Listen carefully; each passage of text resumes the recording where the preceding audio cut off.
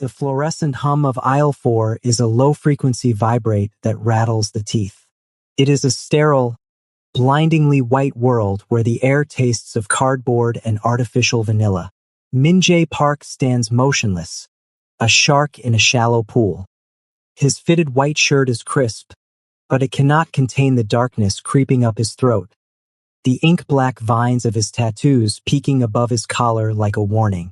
He reaches for a box of honey-coated oats, his movements calculated and silent, the precision of a man who calculates the trajectory of a bullet before he pulls the trigger. He is not here to be seen. He is here to be a ghost. But the world has a way of pulling ghosts back into the light. 10 feet away, the silence breaks, not with a shout, but with the rhythmic, frantic click-clack of red plastic beads. A little girl, no older than 7, stands anchored to the floor. She is a vibrant splash of color against the drab shelves. Caramel skin, a red striped shirt, and white denim overalls. But it is her hand that stops Min-jae's heart. She has her right arm raised high. Her palm is open, facing Min-jae. Her fingers are straight, rigid with a tension no child should possess. Her eyes, vast, dark pools of ancient sorrow, lock onto his. She doesn't blink. She doesn't cry. She watches him with a terrifying, steady focus, as if she is memorizing the face of her last hope. Beside her, a man grips her left hand. His knuckles are white, his skin etched with the jagged, ugly scales of a coiling snake tattoo that twists around his forearm. The man is vibrating with a jagged, nervous energy, his eyes darting toward the security cameras, then back to the exit. He tugs her arm, a sharp, cruel jerk that makes the red beads in her hair dance violently. Min-jae freezes. His internal compass, honed in the blood-soaked boardrooms of Seoul's underworld, screams a warning. This is not a tantrum. This is a kidnapping in progress. He watches as the girl's thumb slowly, deliberately tucks into her palm. One by one, her fingers fold over it, trapping the thumb in a fist, the universal signal for help. The man with the snake tattoo leans down, his breath likely smelling of the cheap cigarettes and desperation that Min-jae recognizes from a mile away. He whispers into the girl's ear, his grip tightening until her small shoulder hunches toward her chin. She winces, but her eyes never leave Min-jae's. She repeats the signal. Open palm, thumb in, fingers down. Min-jae's blood turns to liquid nitrogen. He knows this man. He knows the snake. It's the mark of the K Street Vipers, bottom feeders who scavenge in the shadows of Min-jae's own empire. He looks at his own hands, scarred, lethal, stained by a decade of necessary evils. He is the monster parents warn their children about. He is the shadow in the alley. He is the Korean Mafia's most efficient blade. The moment Min-jae realized what her hand signal meant, everything inside him shifted, because someone like him wasn't supposed to be a hero, but fate didn't care. Min-jae Park does not breathe. He inhales the atmosphere. Every instinct he possesses, the ones that have kept him alive in the concrete jungles of Incheon and the back alleys of this city, flares to life. He shifts his weight onto the balls of his feet, a subtle adjustment that transforms him from a shopper into a predator. To the casual observer, he is just a man looking at cereal. To the girl, he is a mountain appearing through the fog. His gaze narrows, deconstructing the scene with surgical precision. He notices the girl's posture, the way she leans away from the man, her body creating a microscopic vacuum of space between them. He notices the way her red beads don't just click. They tremble. Her fear isn't loud. It isn't messy. It is a cold, calculated terror that has been beaten into silence.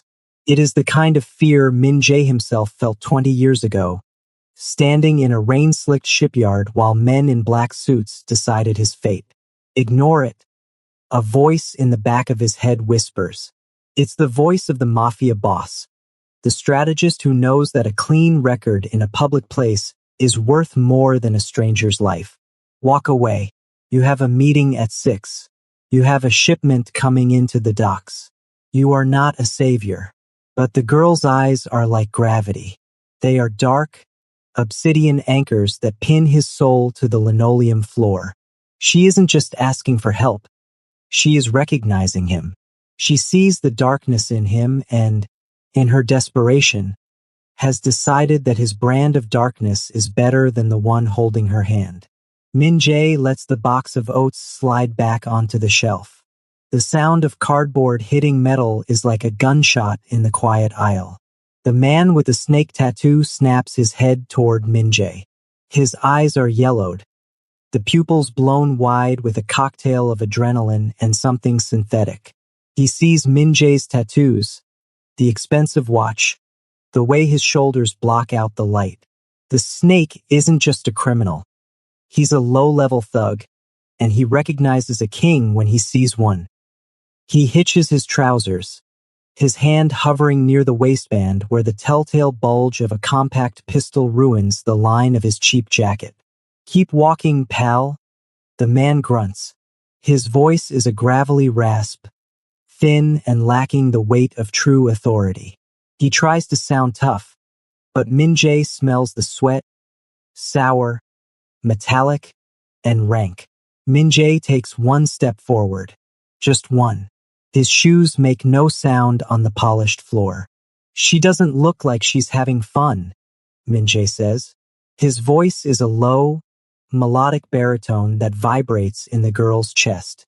It is the sound of a calm before a devastating storm. The man's grip on the girl's wrist turns white. He yanks her closer, using her small body as a human shield. "She's my kid. She's tired. Mind your own business before you find out how much mine hurts." Min-jae looks at the girl's hand again. Still raised. It hasn't wavered once. The bravery in that tiny, trembling limb is more than he has seen in his entire organization. She is staring at him, her lips pressed together so hard they've turned white, begging him with a silence that is louder than a scream. In that moment, the world narrows down to a single point. The girl's palm. The Mafia boss dies for a second, replaced by something Min-jae thought he'd buried under a decade of blood and iron. The girl pressed her thumb into her palm, an unmistakable cry for help, and Min-jae knew he had seconds to decide. Min-jae moves. It isn't a dash. It is a slow, inevitable encroaching of shadows. He closes the distance until he is exactly 4 feet away, the kill zone where a man's reach meets his intent. He stands tall, his shadow stretching over the colorful boxes of Fruity Loops and Cocoa Puffs, effectively eclipsing the man with the snake tattoo. "I wasn't talking to you," Min-jae says, his voice dropping an octave into a cold, rhythmic pulse. He looks directly at the girl. "I was talking to her." The supermarket, once a backdrop of mundane commerce, begins to warp. At the end of the aisle, an elderly woman stops her cart, the wheels squeaking once before falling silent. A teenager stocking shelves 2 rows over pauses, a gallon of milk hovering in midair.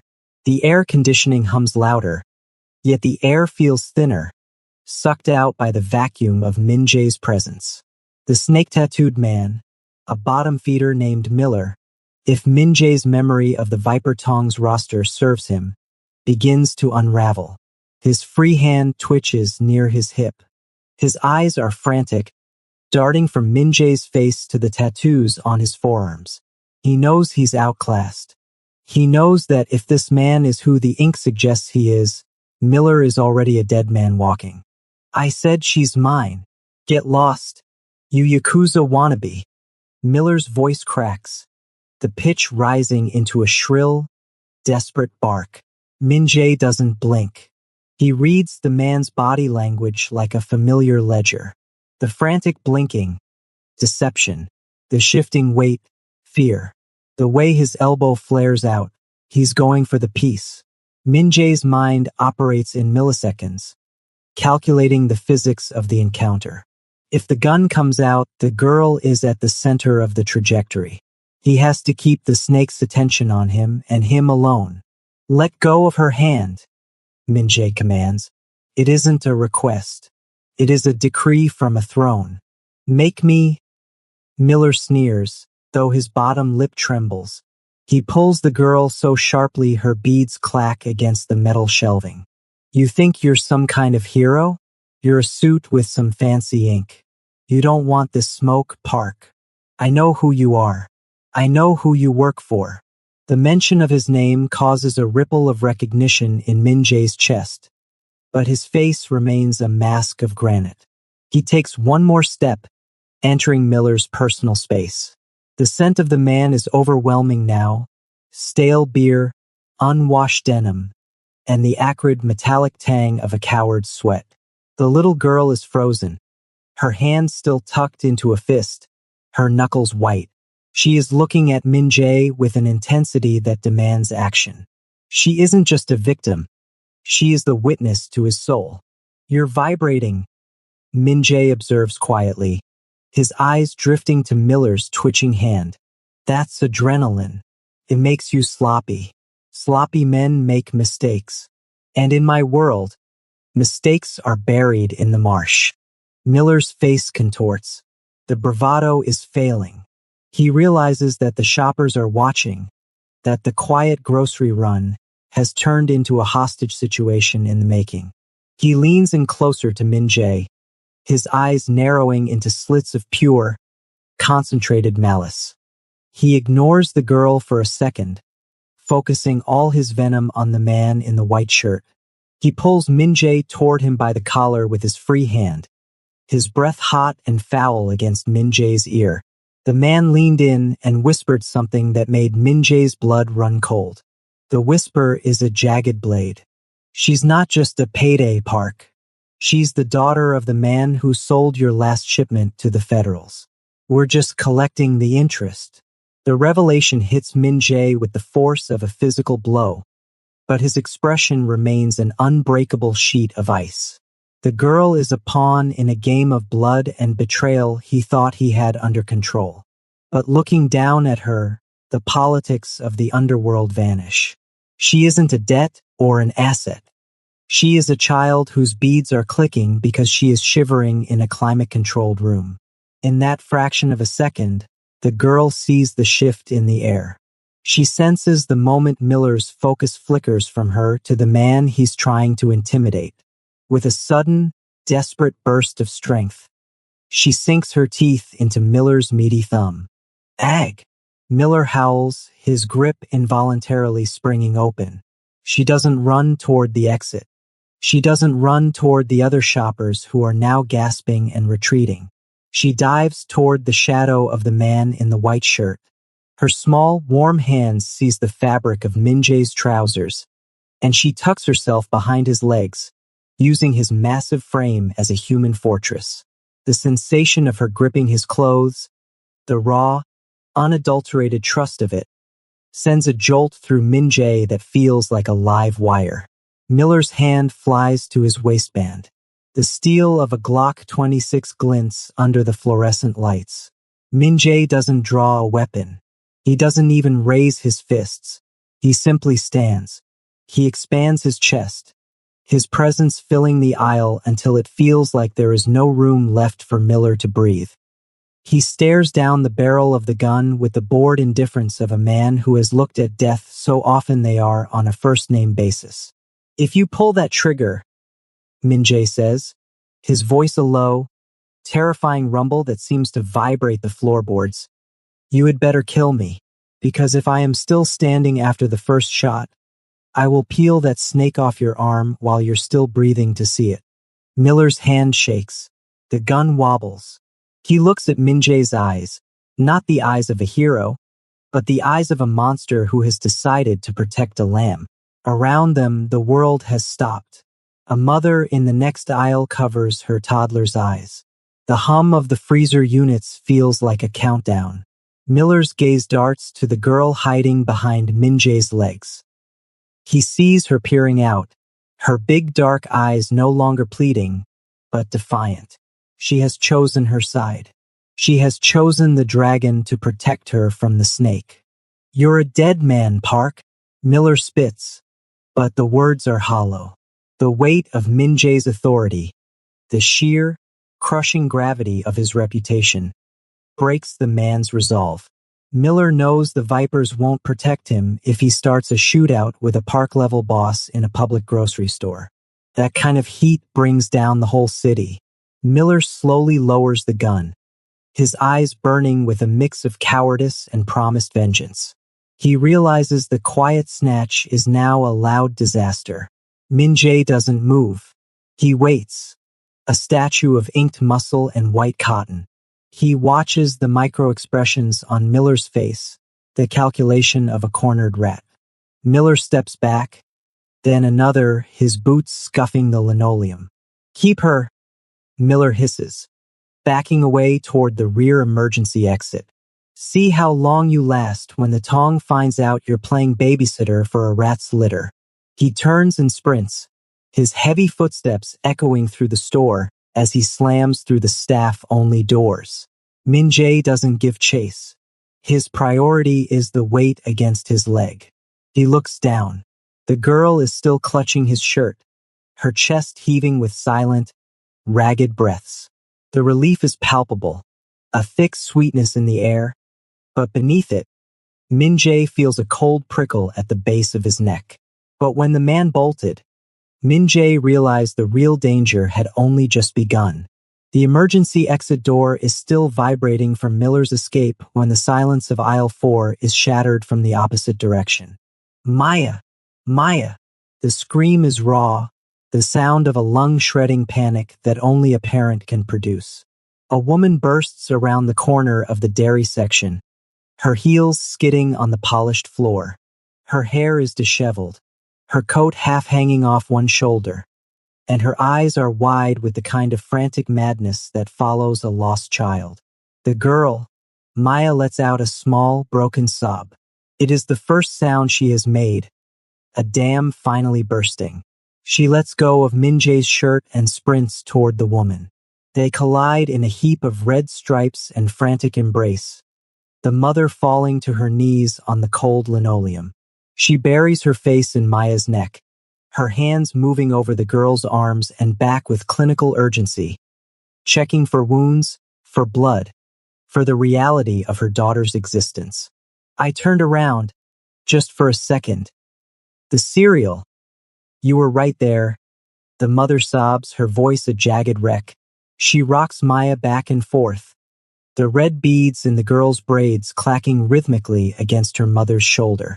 Min Jae stands perfectly still, a silent sentinel 5 feet away.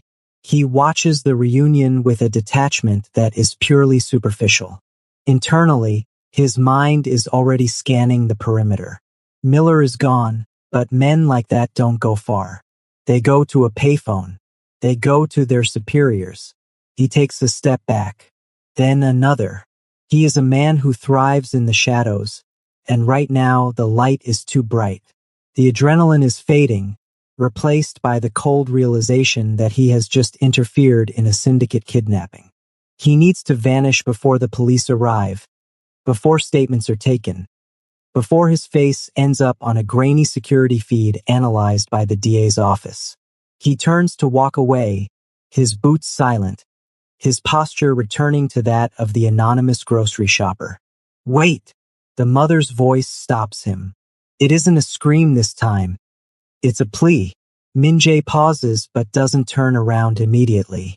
He feels her presence as she stands up, clutching Maya's hand so tightly she'll likely leave marks. He finally turns his head, his profile sharp and unforgiving against the overhead lights. The mother is younger than he expected. She has the same caramel skin as Maya, but her face is etched with the exhaustion of a woman who has been running for a long time. She looks at Min Jae, really looks at him. She sees the blood on his knuckles from Miller's collar, the expensive tailoring of his clothes, and the ink that snakes up his neck. Most people look at the tattoos and see a criminal. She looks at them and sees the shield that just saved her child. You! she breathes, stepping closer despite the visible aura of danger surrounding him. You're the one, she told me. She signaled, and you stayed. Maya looks up at Min-jae, her eyes red-rimmed but shining with a strange, solemn reverence. She points at him, then touches her own palm. She's telling her mother about the signal. Thank you isn't enough, the mother says, her voice trembling. She reaches out as if to touch his arm, then hesitates, sensing the invisible wall he keeps around himself. She sees the silence in him, not the silence of a shy man, but the heavy, pressurized silence of a man who carries 1,000 secrets. You aren't a regular shopper, are you? Min-jae's jaw tenses. Go home, he says, his voice flat. Keep the doors locked. Don't come back to this store. He begins to turn again, but she steps into his path. Curiosity is beginning to override her fear. She senses a connection she can't quite name, a gravity pulling her toward this dangerous stranger. Please, she says, I need to know who saved her. I need to know who I'm indebted to. Min-jae looks at her, his dark eyes unreadable. You don't want to be indebted to me. I already am, she insists. What is your name? Min-jae hesitates. He shouldn't give it. But the girl, Maya, is looking at him with such pure, unfiltered hope that the lie dies in his throat. Park, he says quietly. Min-jae Park. The color drains from the mother's face. She doesn't gasp. She doesn't scream. She simply freezes, her hand flying to her mouth as she stares at him with a realization that is more terrifying than Miller's gun. The mother asked his name, and her reaction to hearing it was nothing he expected. The air in the cereal aisle turns to ice. The mother's hand drops from her mouth, but her fingers are trembling so violently they look like the wings of a dying bird. She takes a frantic step back, pulling Maya with her, the girl's red beads clacking against her white overalls. Min-jae Park, she whispers, the name sounding like a curse in the sterile air. Min-jae watches the transition on her face. The warmth of gratitude is being swallowed by the gray ash of recognition. He is used to this. He is the boogeyman of Busan, the iron shadow of the Park Syndicate. Usually, this look of sheer terror brings him a sense of cold professional satisfaction. Today, it feels like a lead weight in his stomach. You know who I am, Min-jae says. It isn't a question. Everyone in the Heights knows who you are, she says, her voice a thin wire. The man who cleaned out the waterfront. The man who doesn't leave witnesses. She looks at his hands, expecting them to be dripping with blood right there in front of the Cheerios. And yet, Min-jae gestures vaguely toward Maya. I am the reason she is still standing next to you. The mother's internal war is visible in the way her eyes dart between his face and her daughter's. She is caught in a horrific paradox. Her child savior is the city's most feared monster. Why? She asks, her voice breaking. Why would someone like you care about a girl like her? Min-jae doesn't answer. He can't. He can't tell her that for 1 second, in the reflection of Maya's eyes, he didn't see a debt or a target. He saw a ghost of a life he might have had. Instead, he focuses on the immediate threat. He scans the store's entrance. The snake didn't work alone. Low-level thugs like Miller are pack hunters. They don't attempt to snatch and grab on a high-value target without backup waiting in the parking lot. We need to move, Min-jae says, his voice regaining its sharp, authoritative edge. Miller wasn't acting on impulse. He was acting on orders. Miller? She gasps. You know him? I know his ink. He's Viper Tong. But the Vipers are scavengers. They don't touch civilians in broad daylight unless someone higher up gave them the green light. Min-jae feels the walls closing in. The internal conflict is a localized storm in his chest. If he stays, he draws the girl into the center of a Mafia war. If he leaves, She is a sitting duck. He looks at Maya. She isn't looking at him with fear anymore. She's looking at him with the same unwavering trust she had when she signaled for help. She hasn't let go of the idea that he is her protector. The Vipers are just the beginning. Min-jae continues, his eyes tracking a black SUV that just rolled slowly past the front windows. Who is your husband? What did he do to the syndicate? The mother's face goes from pale to translucent. She pulls Maya closer, her voice dropping so low it barely clears the hum of the refrigerators. My husband. He's been gone for 6 months, Min-jae. He didn't just rat on a shipment. He was the lead architect for the new port security system, the system your family designed to be impenetrable. Min-jae's pulse spikes. If her husband built the system, he didn't just sell a shipment. He held the master key to the Park Syndicate's entire smuggling infrastructure. They aren't just kidnapping her for ransom, are they? Min-jae asks, the realization dawning with a sickening clarity. The mother looks at the floor, a single tear tracing a path through the dust on her cheek. Miller, the man you just chased away? He didn't just find us by accident today. He's been following us for weeks. She leans in, her voice a ghost of a whisper. She revealed something about her daughter's attempted abductor that connected directly to Min-jae's past. Miller wasn't just a stranger, Min-jae. He was the man who drove the car the night your own brother was taken. The ripples of the grocery store encounter spread through the city's concrete veins like hemlock. In the backrooms of smoke-filled mahjong parlors and neon-drenched bars, the whispers begin. Min-jae Park, the Iron Shadow, has broken rank. He protected a rat's daughter. He crossed the Viper Tong. By dusk, the atmosphere in the city has curdled. Min-jae sits in the back of a charcoal gray sedan, parked 3 blocks away from the mother's cramped apartment building. He doesn't turn on the lights. He doesn't check his phone.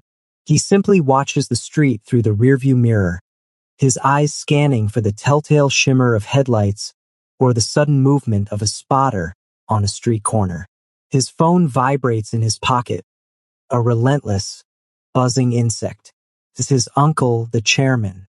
It's the syndicate's enforcers. They want to know why he stalled a retrieval operation. They want to know why the Vipers are demanding a formal apology in blood. Min-jae ignores them all.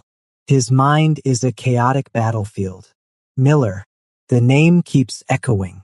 The man who drove the car when Min-jae's younger brother, Sang-hoon, was abducted and disappeared into the ether of an unsolved case. For years, Min-jae had searched for that car, that driver, that ghost. To find him now, holding the hand of an innocent girl, feels like a cruel joke orchestrated by a vengeful god. He watches the 3rd-floor window of the apartment. A warm, yellow light flickers on. He imagines the mother, Sarah, locking the 3 deadbolts he told her to buy. He imagines Maya, sitting at a kitchen table, her red beads clicking as she eats a bowl of the very cereal they had been fighting over. A strange, uncomfortable warmth spreads through his chest, a sensation that feels entirely alien. He is a man who has built his life on the absence of attachment. Attachment is a tether is a target. Yet, as he watches that window, he feels a pull stronger than any oath he's ever sworn to the Park family. He isn't just protecting a witness anymore. He is protecting a version of himself that hasn't been broken yet. The street is too quiet. The usual urban cacophony, the distant sirens, the barking dogs, has been replaced by a heavy, expectant silence. Min-jae notices them before they even turn the corner. 2 men in hooded sweatshirts standing by a bus stop, not looking at their phones, but at the entrance to Sarah's building. They are scouts, the eyes of the Viper Tong, or perhaps something worse. The Vipers wouldn't dare move on a park boss unless they had backing from a rival syndicate. The game has changed. The rescue in the grocery store wasn't an isolated incident. It was the first pebble in an avalanche. He grips the steering wheel, his knuckles cracking in the dark. He could leave. He could call his uncle, hand over the address, and be restored to his position of power. He could let the machine of the underworld grind Sarah and Maya into dust. Instead, he reaches into the glove box and pulls out a heavy, matte black suppressor. He screws it onto his handgun with slow, rhythmic turns. Click, click, click. He isn't going anywhere. The clock on the dashboard shifts to 2:14 a.m. The streetlights flicker, casting long, skeletal shadows across the pavement. Then he sees it. A black SUV with tinted windows and no license plates rounds the corner. It doesn't cruise. It crawls. It moves with the predatory grace of a shark circling a reef. It glides past the scouts, who give a subtle nod. The vehicle doesn't stop, but it slows to a crawl directly in front of the apartment entrance. The engine is a low, guttural growl that vibrates in the glass of Min Jae's windshield. Min Jae's hand moves to the door handle, his heart rate settling into the steady, lethal rhythm of a hunter. A vehicle slowed outside their apartment late at night, and Min Jae wasn't the only one who noticed. The SUV brakes squeal, a thin, metallic cry that pierces the 2 a.m. stillness. Min Jae is out of his car before the tires stop rotating. He moves through the shadows of the parked vehicles like a ghost made of ink and iron. He doesn't head for the SUV, he heads for the fire escape. 2 men exit the vehicle.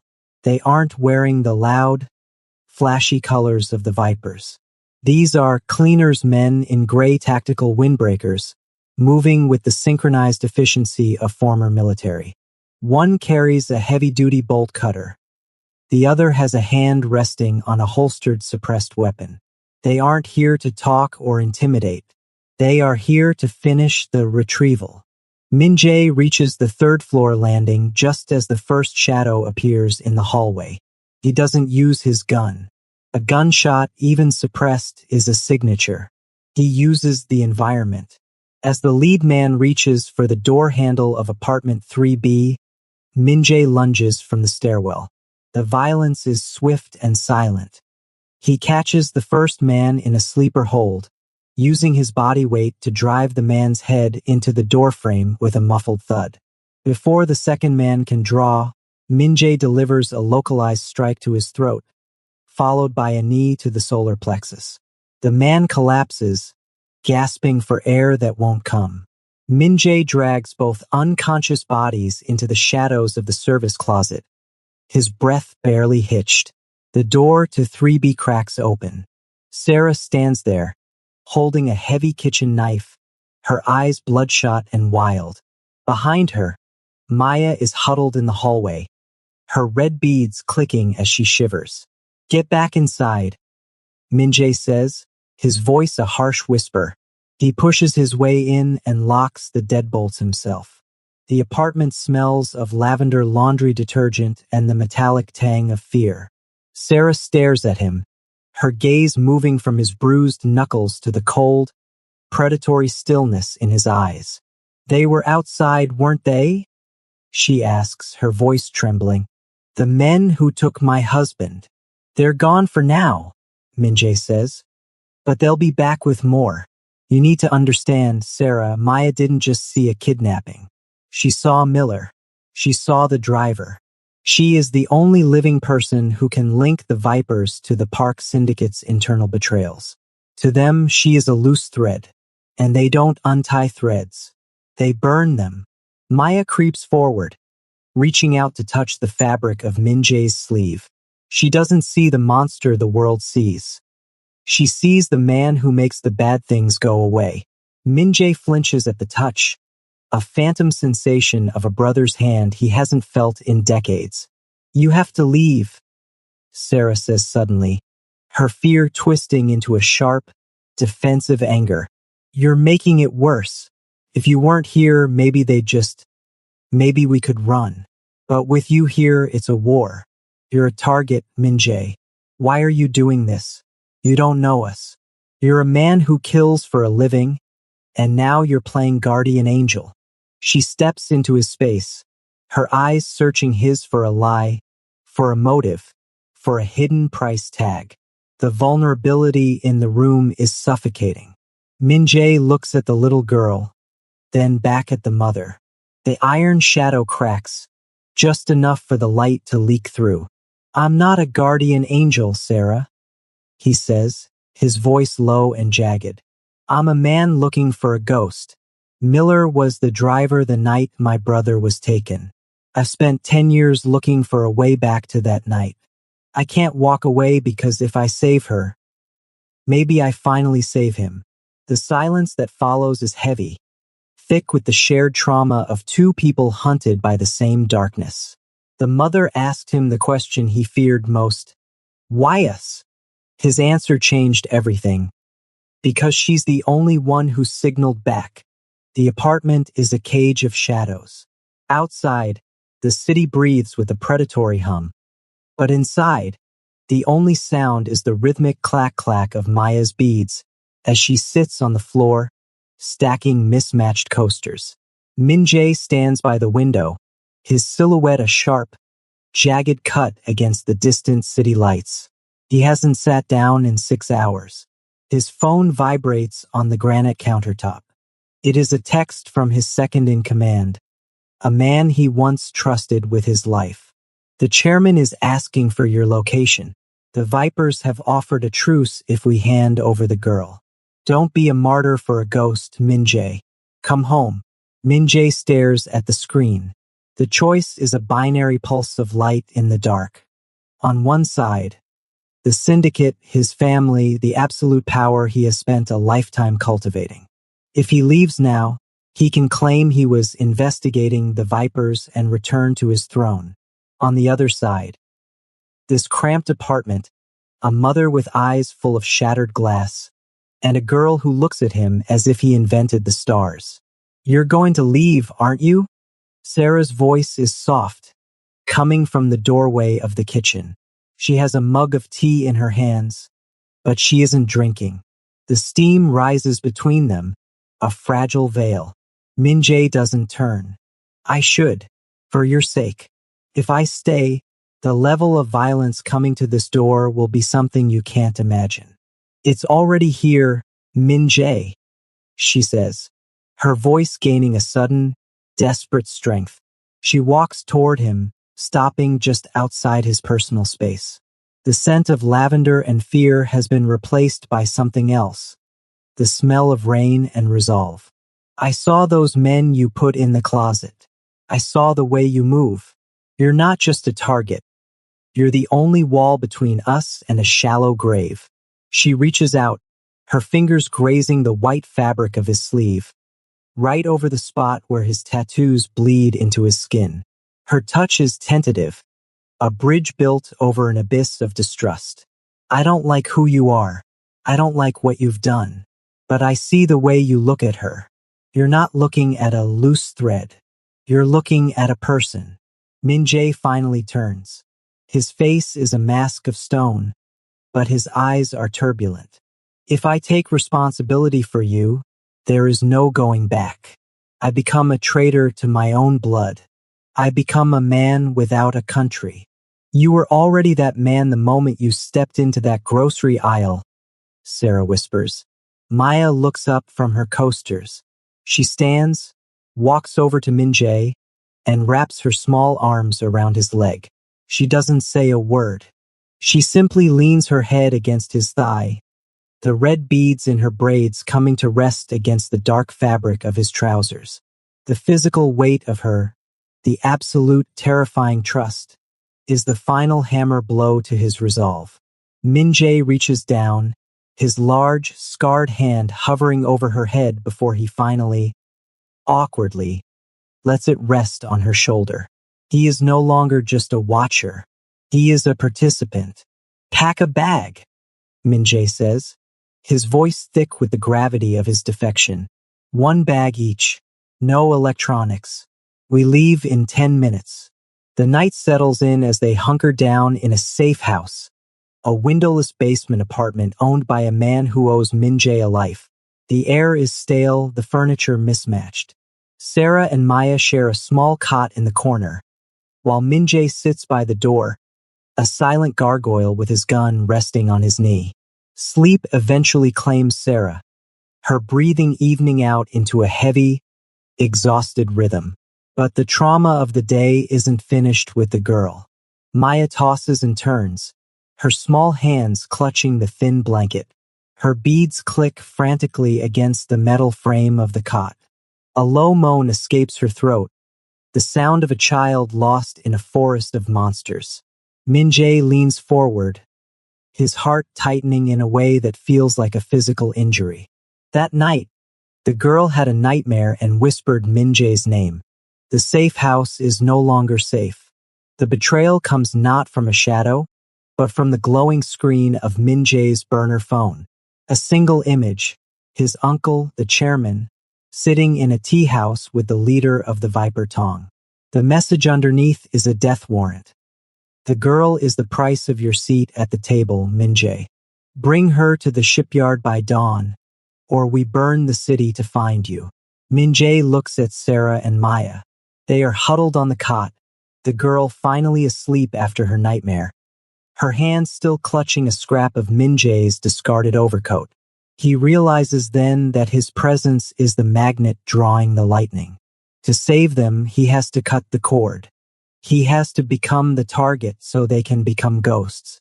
Get up, he commands, his voice like grinding stones.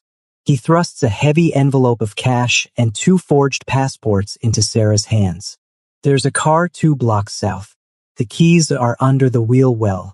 Go to the border. Don't look back. Min-jae, no. Sarah starts, but the air is suddenly ripped apart. The front door doesn't just open. It disintegrates. A flashbang grenade detonates in the narrow hallway, a blinding white scream of light and sound. Min-jae is moving before the smoke can settle. He shoves Sarah and Maya toward the rear exit, his body a shield against the incoming rain of glass. But the Vipers aren't low-level thugs anymore. They have sent their elite, men in tactical gear, silenced submachine guns raised. They aren't here for a snatch and grab. This is an execution. Run! Min-jae roars. As they scramble for the back alley, a spray of bullets chews through the drywall. Sarah stumbles, a cry of pain escaping her as a stray round grazes her shoulder. She falls, and in an instant, 3 gunmen round the corner, their sights locked onto the mother and child. Min-jae doesn't seek cover. He does the unthinkable for a man of his stature.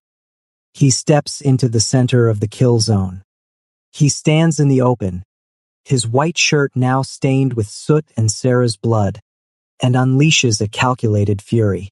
He fires with terrifying precision, taking down the first 2 gunmen, but he is one man against a tide. The alleyway explodes into a battlefield. The public nature of the safe house means people are watching from the apartments above. Smartphones are recording. The Iron Shadow is being caught on camera, his face exposed to the world, his career as a ghost over. Maya stops. She sees Min-jae take a hit to his shoulder, the impact spinning him around. She sees him drop to one knee, blood blooming like a dark rose on his white sleeve. He is being outnumbered. 6 more men emerge from the shadows, their weapons leveled at his chest. Go! Min-jae coughs, his eyes meeting Maya's. His hand is shaking as he raises his weapon for one last stand. The blue and red strobes of police sirens begin to bounce off the brick walls in the distance. The authorities are minutes away. The Vipers hesitate, looking at the sirens, then back at their prize.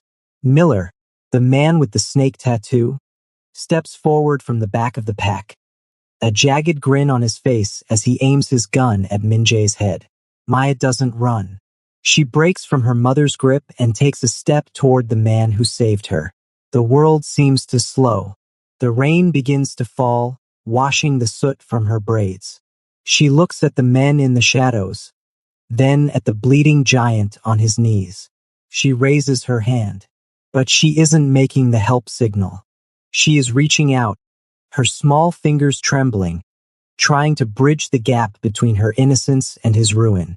As sirens wailed and shadows closed in, the little girl reached out her hand again, this time toward Min-jae, and whispered a trembling plea that would change both their lives forever. Don't go back to the dark. Please, Daddy, stay.